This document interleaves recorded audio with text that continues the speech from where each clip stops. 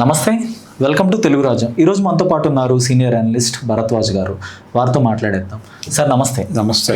Sir, ప్రశ్నారావణ్ను మచిలీపట్నంలో నమోదైన case అయితే దానికి సంబంధించి బెయిల్ వచ్చేసింది. అయితే ఇప్పుడు ఆయన్ని తాజాగా పాయకరావుపేటకి తరలిస్తున్నారన్న సమాచారం ఉంది. సో ఒకవైపు ప్రకాష్ రాజ్ రియాక్ట్ అయ్యారు.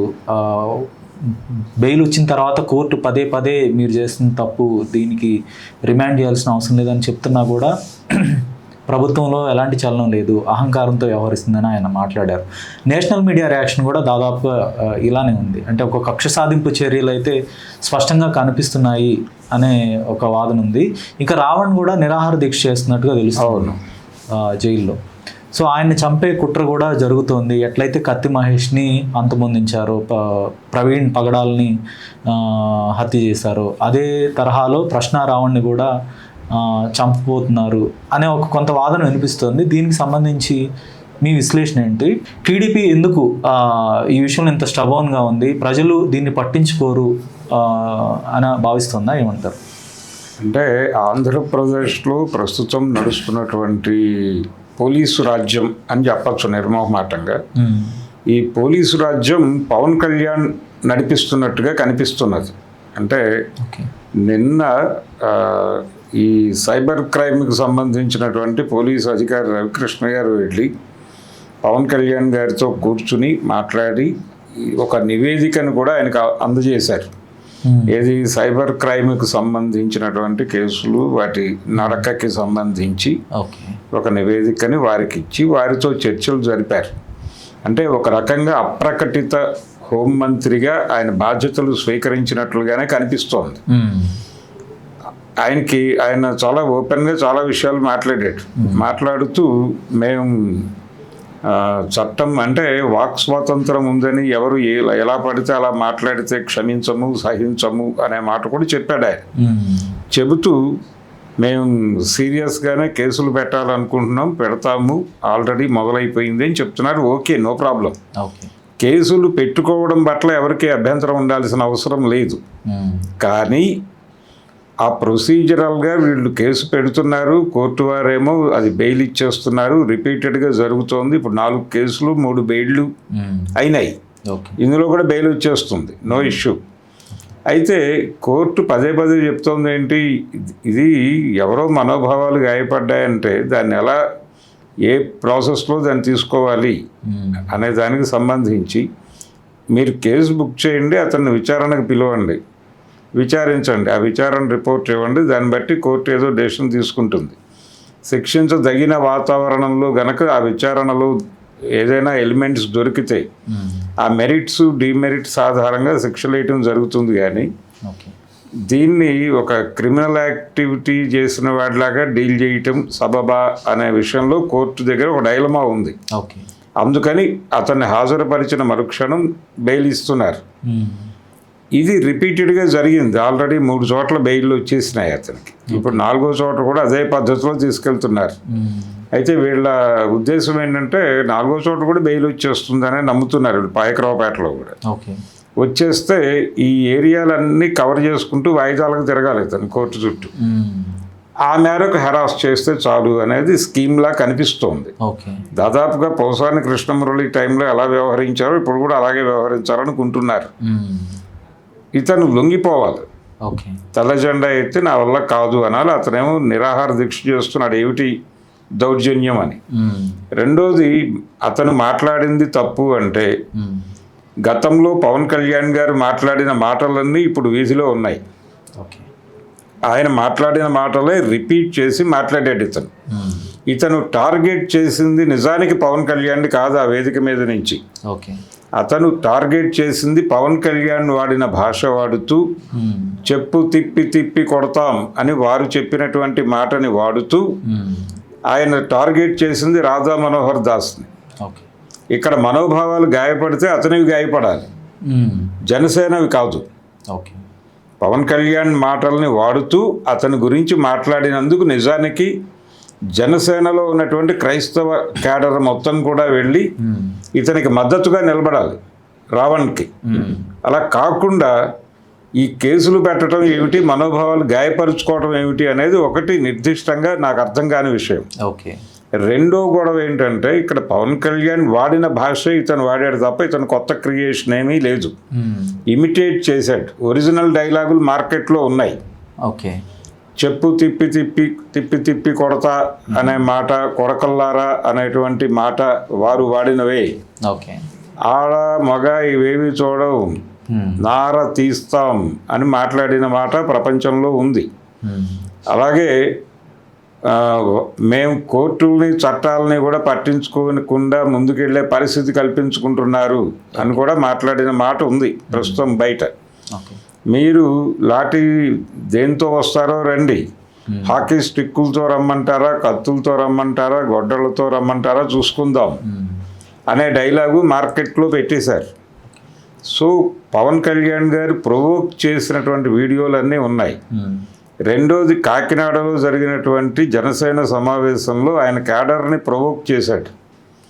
నేను ఒక్కడనే మాట్లాడాలా, మీరెవరూ మాట్లాడరా, ఆచరణలోను మాటలలోనూ కూడా మీరేమిటో ప్రూవ్ చేసుకోవాలి కదా అని వాళ్ళకు ఒక టార్గెట్ సెట్ చేశాడు.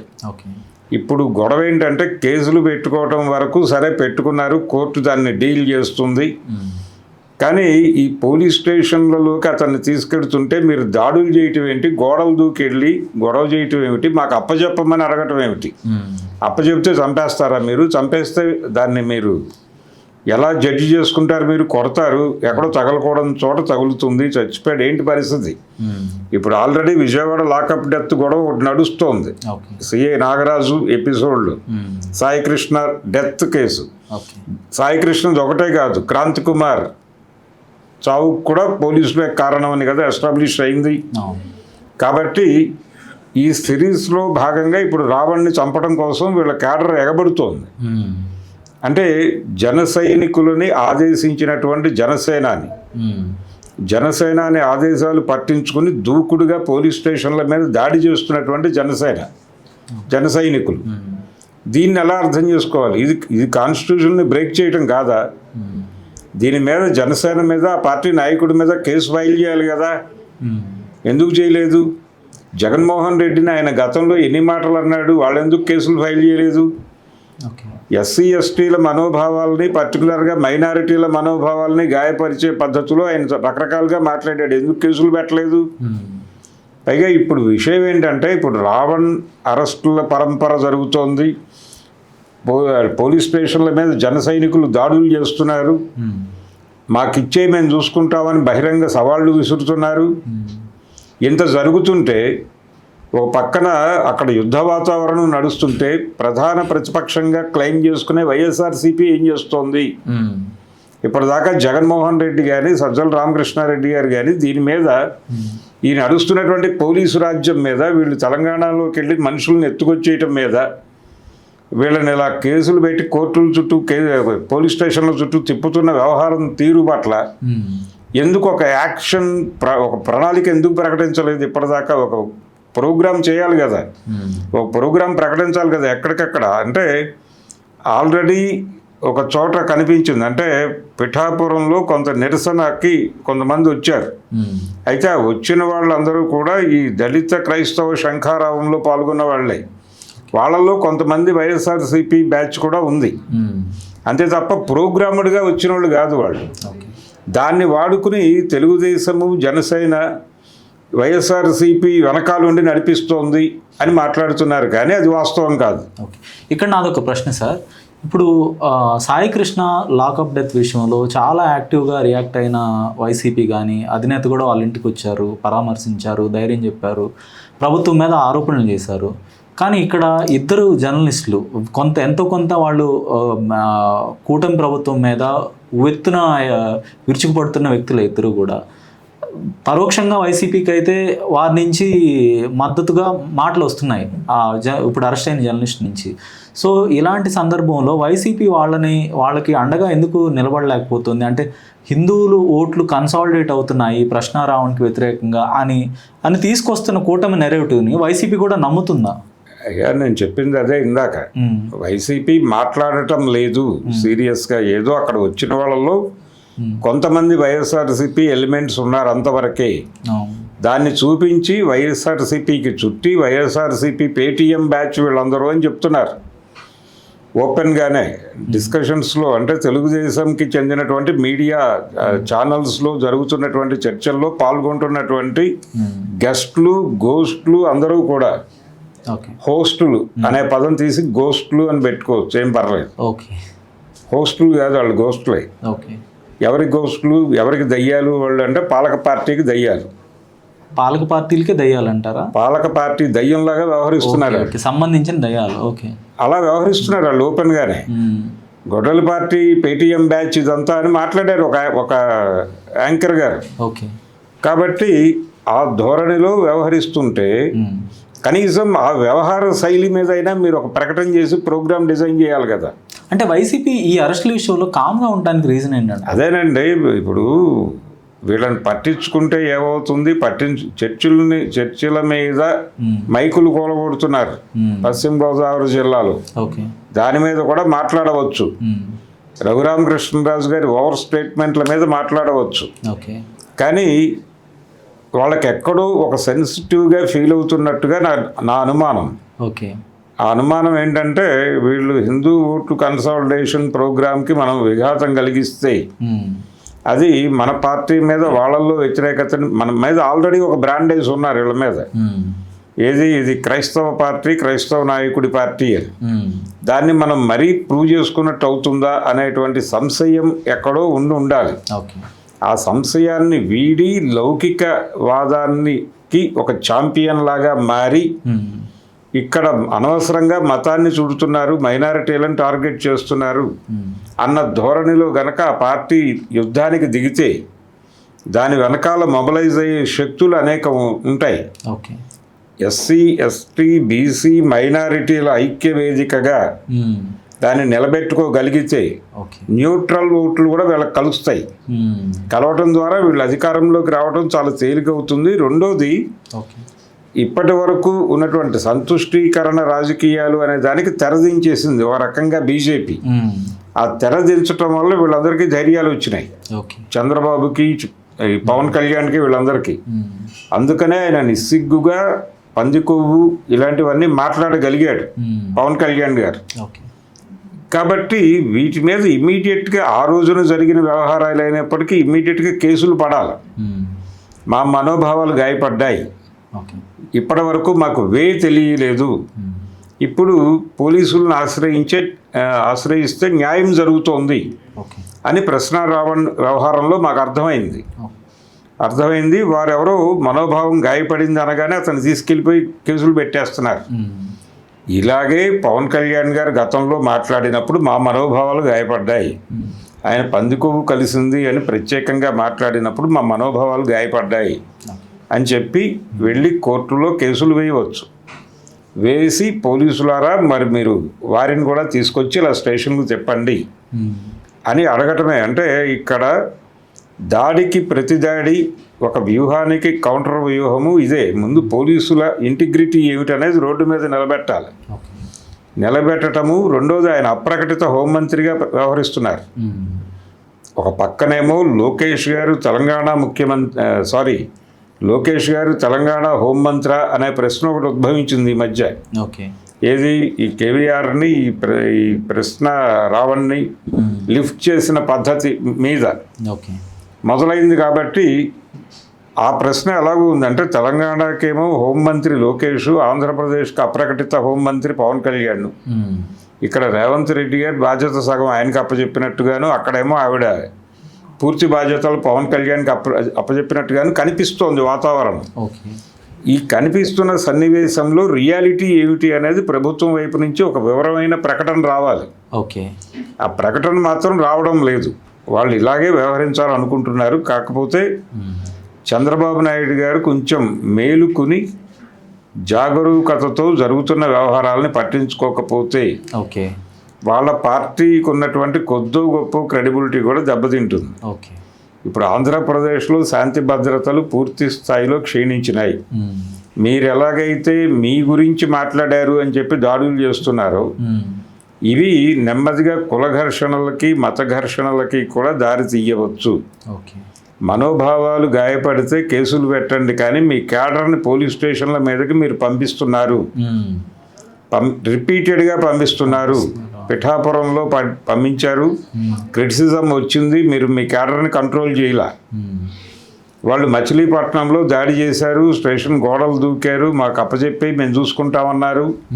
అక్కడి నుంచి ఇంకో చోటకి తరలించారు, అక్కడ కూడా అదే జరుగుతోంది. ఇలా రేపు పొద్దున్న బయటకు వస్తే ఎవడో ఒకడు చొరవ చేసి పవన్ కళ్యాణ్ మెప్పు కోసం అతన్ని చంపేస్తే ఏమిటి పరిస్థితి? ఎవరినైనా చంపచ్చు. పవన్ కళ్యాణ్కి వ్యతిరేకంగా మాట్లాడుతున్నాడు అనే ఉద్దేశంతో ఎవడో దొరుకుతాడు ఖాళీగా రోడ్డు మీద. వీళ్ళకేమి ప్రొటెక్షన్ ఉండదు కదా పవన్ కళ్యాణ్కి ఉన్నట్టు. ఈ ప్రొటెక్షన్ లేకుండా రోడ్డు మీద వెళ్తూ ఉంటారండి, నేనే పోతూ ఉంటాను. ఎవడైనా వచ్చి దాడి చేస్తే ఏంటి పరిస్థితి? అప్పుడు మనోభావాలు గాయపడ్డాయా, మట్టి గడ్డలు గాయపడ్డాయా, మేము కేసులు పెడితే తీసుకుంటారా, వీళ్ళు అరెస్ట్ చేస్తారా ఎవరినైనా అనేది డౌటే. అది తెలంగాణలో జ్వరబడి మరీ చేస్తున్నారు. కాబట్టి ఎవరికి అక్కడ సేఫ్టీ లేదు, ఒక భయానక వాతావరణం ఒక వ్యక్తి చుట్టూ క్రియేట్ చేస్తున్నారు. పవన్ కళ్యాణ్ని ఏమీ అనకూడదు అంటే చంపేస్తాం అనే లెవెల్కి తీసుకెళ్లారు విషయాన్ని. ఇంతగా శాంతి భద్రతలకు విఘాతం కలుగుతున్నటువంటి రాష్ట్రంలో ఉన్న పరిస్థితిని నిజానికి ఆ ప్రభుత్వాన్ని జప్తు చేసి రద్దు చేసి రాష్ట్రపతి పాలన పెట్టాలి కదా. ఇంతకంటే క్రిమినల్ యాటిట్యూడ్ అంత ఓపెన్గా రెచ్చగొట్టడం ఏమిటి? నేను ఒక్కడనే మాట్లాడాలా, మీరెవరు వర్క్ చేయరా, దీని మీద సీరియస్గా పట్టించుకోరా, వాళ్ళ మీద దాడులు చేయరా అని మాట్లాడాడు ఆ పెద్ద మనిషి. ఆయన ప్రవోక్ చేశాకే పంతం నానాజీ అలా మాట్లాడాడు కాకినాడలో. ఆయన మాట్లాడిన తర్వాతే ఒక్కొక్కళ్ళు పని కట్టుకుని, అంటే కందుల దుర్గేష్ గారు కూడా ప్రత్యేకంగా ప్రెస్ మీట్ పెట్టి, ఆయన ఎప్పుడు రాజకీయాలు మాట్లాడలేదు కానీ ప్రెస్ మీట్ పెట్టి మాట్లాడాడు. ఎందుకు మాట్లాడాడు అంటే ఏమో నాయకుడు ఎలా అర్థం చేసుకుంటాడో అని భయపడి ప్రతి ఒక్కళ్ళు రోడ్డు మీదకి వస్తున్నారు. ఇప్పుడు ఈ లెవెల్కి జనాల్ని మొబలైజ్ చేశాడు ఆయన. ఈ మొబలైజ్ చేయటం ఎవరి ప్రాణానికైనా నష్టం కలిగిస్తే ఎవడు జవాబుదారీ అనే దాని మీద ఆయన కొంచెం సంయమనం పాటించాల్సిన అవసరం ఉంది. ఆయన చేస్తున్నది దారుణమే. దారుణం అంటే అంగీకరించే పరిస్థితుల్లో లేడు ఆయన. ఒక విచిత్రమైన ధోరణిలో వెడుతున్నాడు పవన్ కళ్యాణ్. ఆ వెడుతున్న ధోరణి భయపెడుతోంది, టెర్రరైజ్ చేస్తోంది జనాల్ని. ఈ టెర్రరిస్టిక్ యాటిట్యూడ్ నుంచి ఆయన బయటకు రావాలి. బయటకు వచ్చి ఆయనే చెప్తున్నట్టుగా ఒక ప్రజాస్వామ్యం గురించి ఆలోచించడం మొదలు పెడితే, ఆయన ఆ పరిస్థితిలో ఉన్నాడు, ఆ కండిషన్లో ఉన్నాడు. కాబట్టి కనీసం ముఖ్యమంత్రి గారు చంద్రబాబు గారు కలగజేసుకుని వారిని కూర్చోబెట్టి ఏమన్నా మాట్లాడతాడా చూడాలి. ఇప్పటికే ఆవిడ సఫకేషన్లో ఉండుంటారు. ఎవరు? హోంమంత్రి మేడం. ఆవిడ కూడా ఎవరికి చెప్పుకోవాలో తన గోడు తెలియని పరిస్థితిలో ఉండుంటారు. గతంలో పవన్ కళ్యాణ్ నేను కానీ హోంమంత్రిని అయితే అన్నప్పుడు కూడా ఆవిడ అలాగే సఫర్ అయ్యారు. ఆవిడ వెళ్ళారు, అయ్యా ఏమిటి నేను చేసిన తప్పు, నన్ను ఎలా పని చేయమని తమరి ఆదేశము అని అడిగారు వినయపూర్వకంగా. వారేదో చెప్పారు, అప్పుడు అయిపోయింది. మళ్ళీ ఇప్పుడు ఎలా అప్రోచ్ అవ్వాలి అనే దగ్గర ఆవిడకి అర్థం కావట్లేదు. ఓకే, కండిషన్ ఆంధ్రప్రదేశ్లో. ఓకే, ధన్యవాదాలు సార్. Thank you.